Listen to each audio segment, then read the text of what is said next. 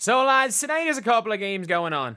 I'm going to probably rewatch. If the Sparks somehow go and blow this lead, if they somehow blow an 18-point lead and they end up losing this game, I'm going to rewatch the game.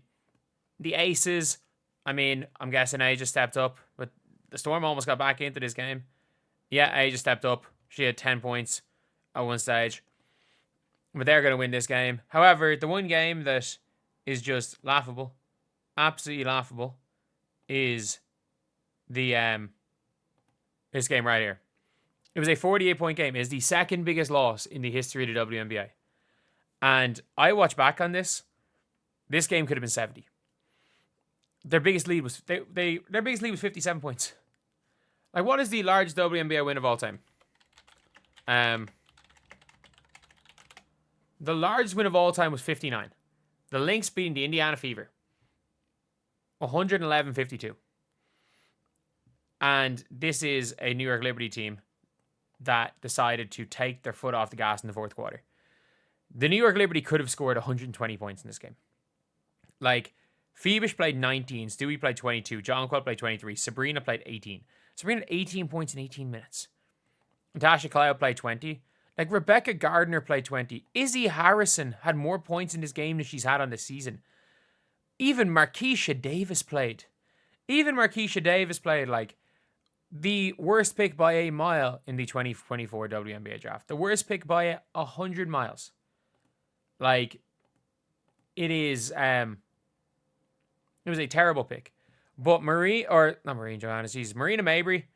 Mabrey actually recorded the lowest plus minus in a single game in WNBA history. How many minutes did she play? She played 28 minutes and recorded a minus 55 plus minus. And somehow Anissa Morrow had a 0 plus minus. But a minus 55. Of course, she has a nightmare game with 8 points on 11 shots, 2 of 11 from 3. At least she hit her free throws. And 5 fouls. Like, a nightmare game. An absolute nightmare game from Marina Mabrey. But, like, the second game of the year, they were saying Chicago messed up by trading her. I mean, Chicago were going to get a lottery pick this year because they traded her. If the Chicago Sky didn't trade her, the Chicago Sky weren't getting a lottery pick this year. So they're basically getting a lottery pick from trading her. So I'm not going to say they messed up that one. I'm not going to say, I still think that they might have, they should have tried to get her back. But at the end of the day, it doesn't really matter. Can't be first option, best third or fourth option, a good team. I stand by that. You're not wrong. The whole team is almost 50-point loss. Like, I mean, I wonder where Tina Charles would rank. Tina Charles, who only scored 10 points, who is having a career year right now, averaging 7. Well, not career year, Jesus, having an incredibly good year. Let's say she's an MVP. So she was an MVP in year 3. So she was an MVP year 3. Stewie was an MVP year 3. Aja was an MVP year 3. Caitlin, you got it 2026. You got to go get it done in 2026. Otherwise, we start to then ask questions. But, like, I've never seen anything like this before. History in the making. I've never seen anything like this. Like, this team, this might be their last year ever in Connecticut.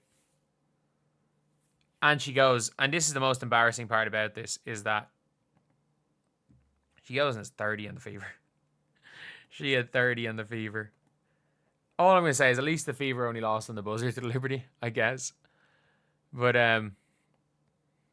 she has 26 points against the Indiana Fever. -3. So when she was off the floor, they were better. Marina Mabrey's not having... I mean, statistically, she's having a career year, I guess. Like, she might end up averaging like 18 points per game, and this team mightn't win a single game. That might be the case.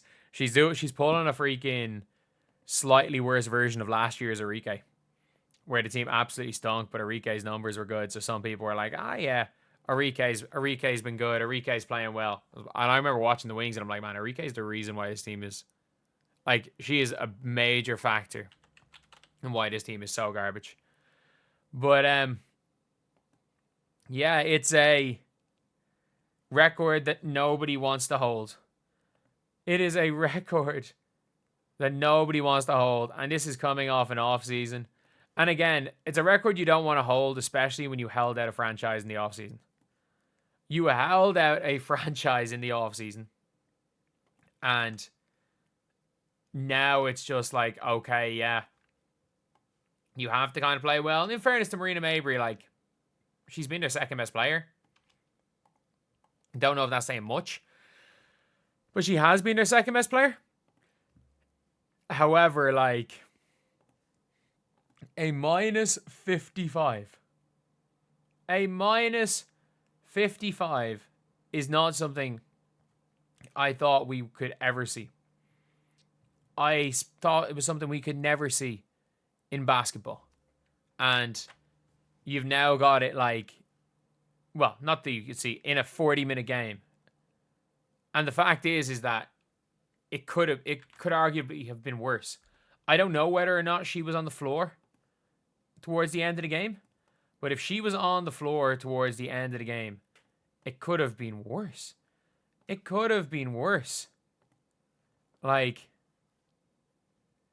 but yeah, let me know what you guys think. Do you guys think that Marina Mabrey has been an absolute disaster? But I don't think she's been that bad this season. I don't think she's been that bad. And again, she was obviously unbelievable against the Fever. But like, you can see why she wanted to get out of Connecticut. Because like, nothing's being gained by that. And in fairness to Marina Mabrey, like, when she was playing, she was pretty good for the Connecticut Sun last year. Like, look, if she didn't get injured, they probably go and win. They probably go win or win the conference, or not the conference, whatever, it's the semi-final. They probably make the finals against the Liberty because they matched up extremely well to the Connecticut Sun. And it was literally the Marina Mabrey injury was the difference. Marina Mabrey in Game 5 went down and she had been a key member. If Marina Mabrey doesn't hit that shot, they probably don't beat the Fever. She probably hit a shot to beat the Fever as well. So, like, I mean, the grass is always greener for Marina Mabrey. She wanted, like, it was a restricted free agency deal. Chicago Sky offered her money that Dallas weren't going to give. So, yeah, so the Sky one made sense. Then the Sky tanked. She's just been in bad situations. She has gone to teams that are win now, and then they immediately try to tank. And then she's just the one player that's been left. She's the one player that's been left because she signed a long-term deal with the Chicago Sky. She signed that long-term deal. And I wonder where Marina Mabrey's going to go next year. But the smartest thing she can do is keep doing what she's doing. Get your points up. Get the 17 points. Get the 17, 18 points per game. And you're going to go and make a max contract next year. But anyway, I'll see you guys.